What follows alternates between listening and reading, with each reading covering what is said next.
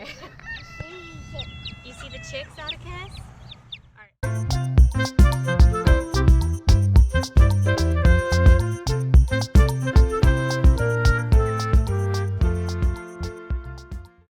Alright guys, so today I'm going to show you how to set up a brooder for your chicks. These guys hatched all within a couple days of each other, so it's time for them to go into the brooder. I'm going to show you some of the things that I do, some of the things that I've found that work, some of the things that don't, and most importantly, how to keep them warm and not too warm, because heat is a big killer if it gets too hot in there. So I'll show you how to set that up, and yeah, let's get started. Alrighty, so for the brooder setup, I go super basic. I keep it in my garage, which is a big mess with a bunch of kids stuff, my husband's work tools and all that, so please don't touch that.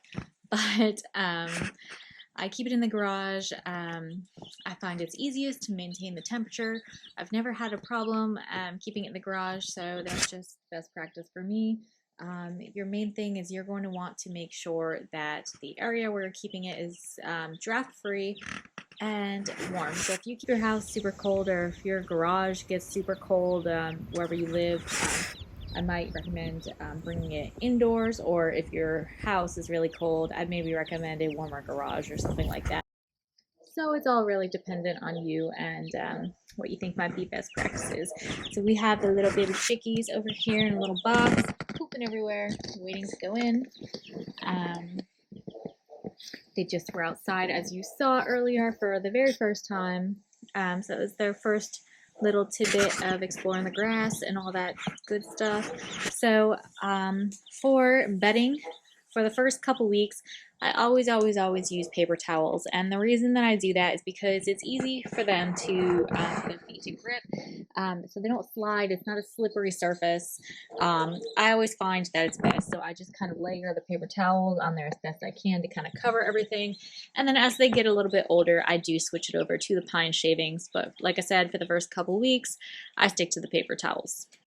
Now you'll notice I'm using a plastic bin container. A lot of people I know frown upon it. They say that it gets too hot in there, it's a heat conductor, or whatever their reasoning is.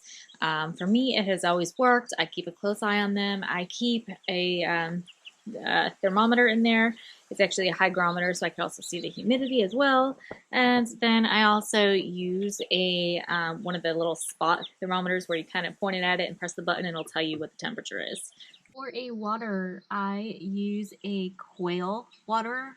It's way too small for them to ever fall in and drown. I mean, they would literally have to like be trying really hard to drown themselves to drown in this. I mean, it's super tiny. I find it works best.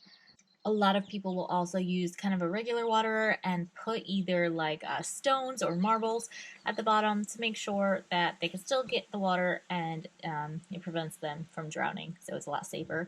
And then they have little chick feeders where they can stick their little head. A lot of them love to go up top. I keep it filled to the brim. I'll show you in a second.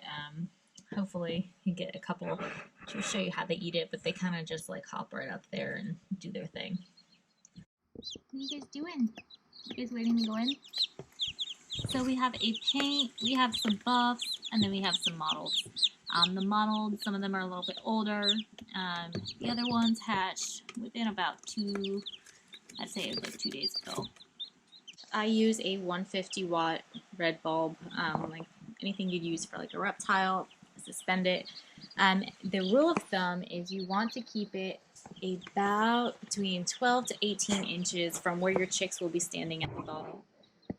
And that should yield you roughly about 95 degrees right at the bottom of your brooder where your chicks are going to be standing. That's the typical rule of thumb, is that you want them to, within their first week of life, to be right around 95 degrees, and then you're going to drop it 5 degrees every week. Until they're ready to go outside, which typically is, the rule of thumb for that is about 8 weeks. Now, when you're taking your chicks and you're putting them in the brooder for the very first time, the one thing I like to do is to show them the water and to make sure they know what it is and where it is. You dip their little beaks in there and you wait for them to kind of show you that they did drink the water. It looks like I'm like manhandling this chick. I promise you I'm not. Okay, so she responded, she knows, and I'm going to keep doing that with all of the chicks. It's just super important to show them where that water is. They'll see each other picking up the food, but the water is more important, just to make sure. You'll see it's just common practice. Just make sure they know what that water is. And after you've done that, you'll see them, like you see that one little one in the corner, kind of drinking on their own. I think when chicks drink water is the sweetest thing, the way they tilt their little heads back like that.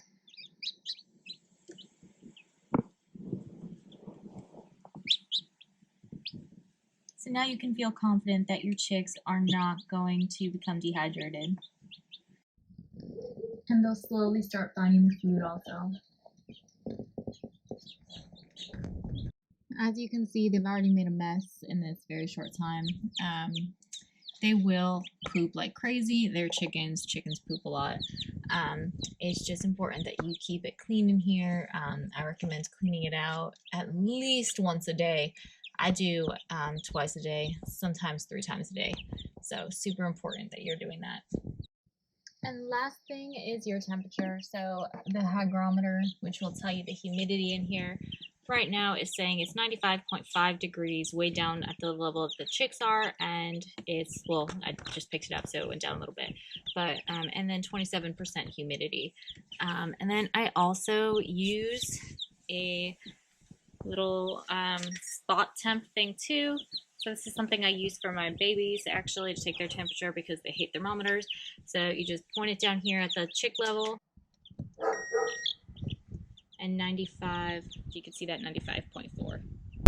Then to adjust the temperature as need be, you just keep moving the lamp higher or your brooder away from the lamp, and you can move the thermometer around to see what the temperatures are at different parts of the brooder.